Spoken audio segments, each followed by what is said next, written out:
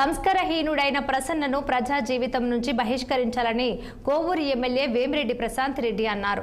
రాజకీయంగా ఎదుర్కోలేక మాజీ ఎమ్మెల్యే ప్రసన్న తనను అసభ్య పదజాలంతో దూషించారని జిల్లా అడిషనల్ PCH సౌజన్యను కలిసి ప్రసన్న అనుచిత వ్యాఖ్యలపై ఆమె ఫిర్యాదు చేశారు.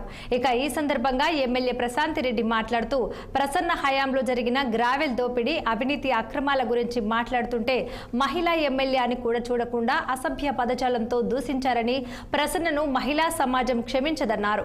ఈ అవినీతి అక్రమాలు ఇక చెల్లవంటూ కోవూరు ప్రజానికం చీకొట్టి శాశ్వతంగా ప్రజా జీవితం నుంచి వెలివేస్తారన్నారు.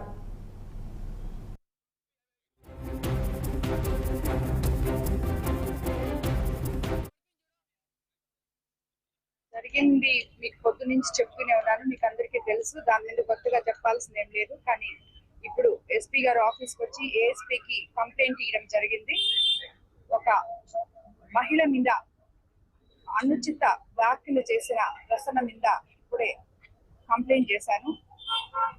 మేమందరం ప్రసన్నని, ఏ మహిళ కూడా ఇలాంటివి తిరిగి మళ్ళీ ఫేస్ చేయకుండా ప్రభుత్వం, చట్టం కలిసి అతన్ని అరెస్ట్ చేయాలని డిమాండ్ చేస్తున్నాం మహిళలం అందరం.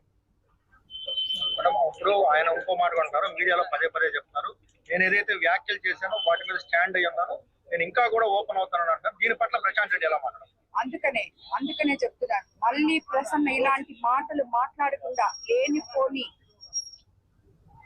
సంస్కారం లేని మాటలు మాట్లాడకుండా అతన్ని అరెస్ట్ చేయాలని నేను ప్రభుత్వాన్ని కోరుతున్నాను.